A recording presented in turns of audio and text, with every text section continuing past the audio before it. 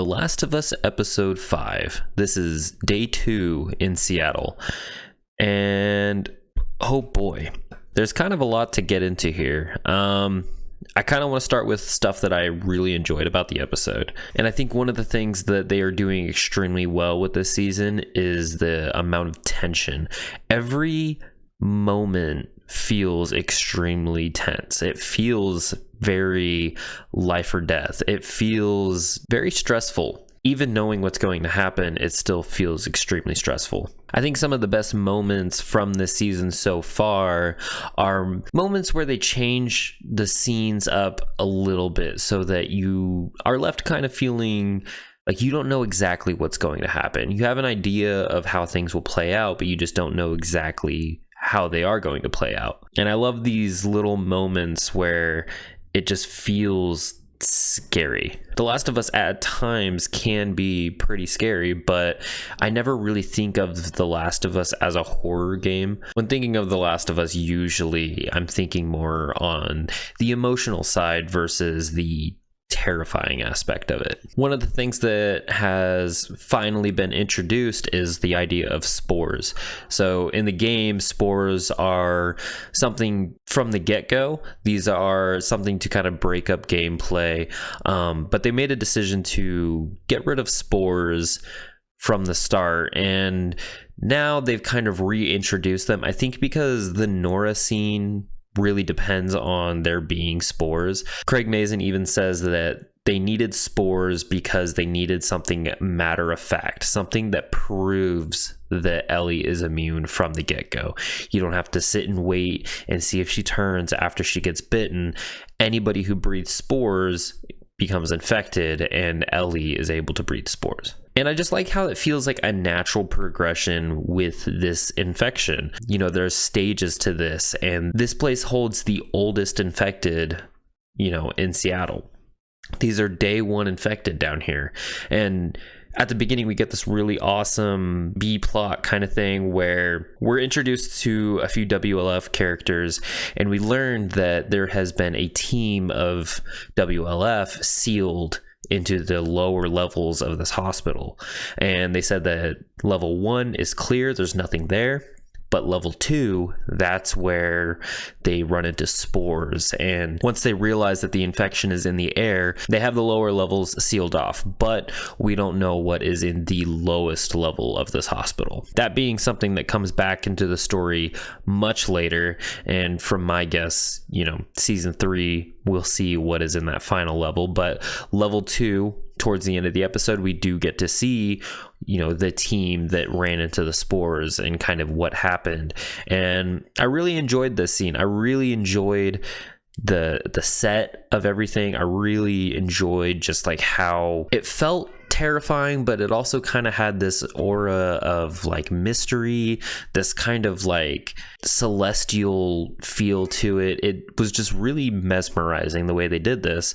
And then following that is the Nora scene, which I really enjoyed. It was almost 1-to-1 to the game, which I thought was brilliant. I do think that this Nora scene was probably one of the best scenes that we've gotten, at least since, the first 2 episodes. But also in this episode, we finally got something that I have been desperately wanting, and that was the inclusion of the song Future Days. I feel like this song plays such a pivotal role in the story, in Ellie's progression, and the relationship between Joel and Ellie. There's so much thematic meaning behind this song, and the fact that we only have 2 episodes left in the season and we are finally hearing this song, it feels a little off to me. I feel like this song should have been introduced in the first episode in some shape or form. There's a lot of stuff that I feel like took a little bit too much time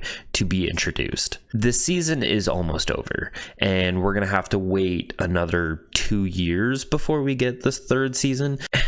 I don't want to feel like we wasted time, but I can't help but feel like we wasted time. It wasn't up until this episode where we really get to see Ellie's rage. Throughout the game, this whole Seattle section, Ellie is full of rage. She is going on a rampage. She feels like an unstoppable force. Obviously, in the game, you are controlling Ellie, but her actions, her temperaments, her tone of voice, just her personality, she almost becomes obsessed with this idea of vengeance, this idea that she needs to avenge Joel. This obsession is what causes her to make a lot of poor decisions. When given the choice between her friends or the right decision, she usually ends up going for the path of vengeance. And we finally get to see a little bit of that, but I'm not sure that it's enough.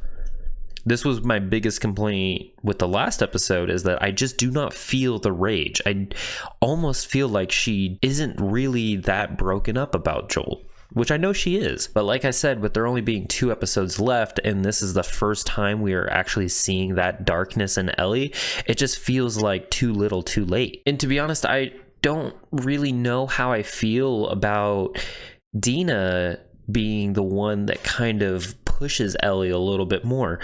You know, she tells the story about how she lost her family and the first experience she had with taking somebody else's life, and she talks about how had that person got away, she would do anything that she could to find that person and make them pay.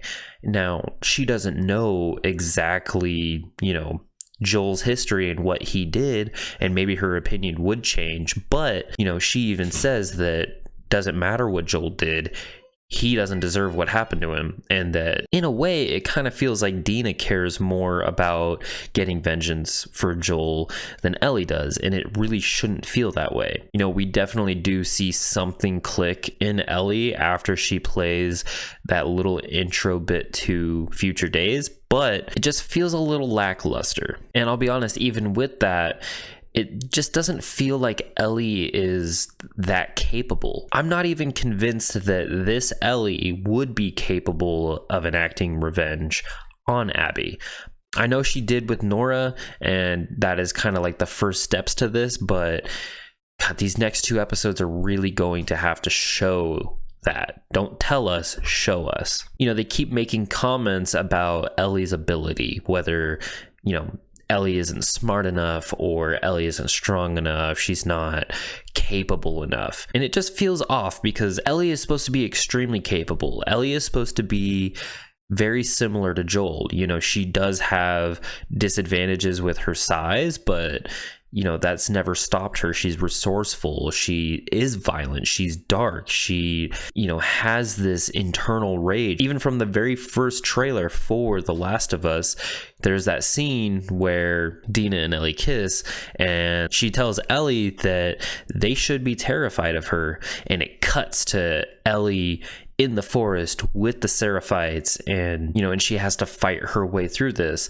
And that trailer really shines a light on the fact that Ellie is a violent person. Now, I know the adaptation is supposed to be a bit of a more grounded version, but it just feels like Ellie is weak. She just doesn't really seem like the kind of person to me that would be able to take on Abby. Maybe the show version of Abby, because the show version of Abby isn't really, this tank like the game version of Abby, but still, it sucks to feel like this Ellie is still extremely young and not super capable. And I know a lot of people really gripe on Bella Ramsey for this, and we'll go as far as to say that she's a terrible actress, but I really don't think that's the truth. But I do think that she is struggling to portray this older version of Ellie, this darker version of Ellie. I even saw that somebody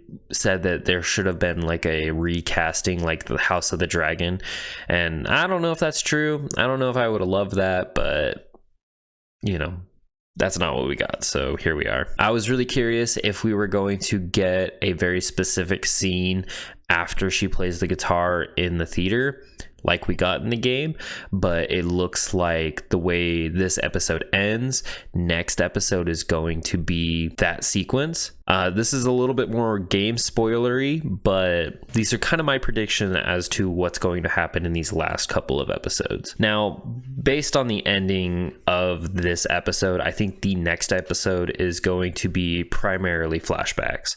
I think all the flashbacks of Ellie that we got, playing as her, that we get over time, I think we're going to get them all at once. I think we're going to start off with Joel giving Ellie the guitar, and we're going to go down the line. We're going to go to Ellie's birthday. We're going to go into the whole downfall of their relationship. What I'm really curious about is, are we going to get the porch scene with Ellie and Joel before Joel passed away, or are they going to save that for season 3?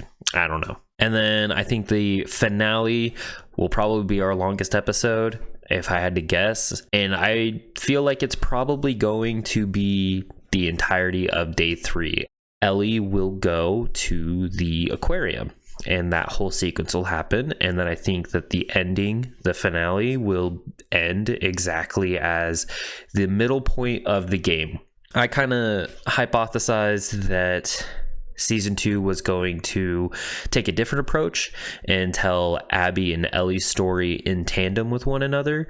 That didn't happen. So it appears that they are going to put a lot of trust in the fans to return to season 3 and stick out 3 or 4 episodes, all in Abby's point of view, which is a really big ask. I don't know if it's going to pay off, and I don't know if that's exactly how they're going to do it. But I guess we'll have to see. I think I'm kind of getting a little ahead of myself. We'll just we'll see what happens in the next episode. So that's it for now. Goodbye.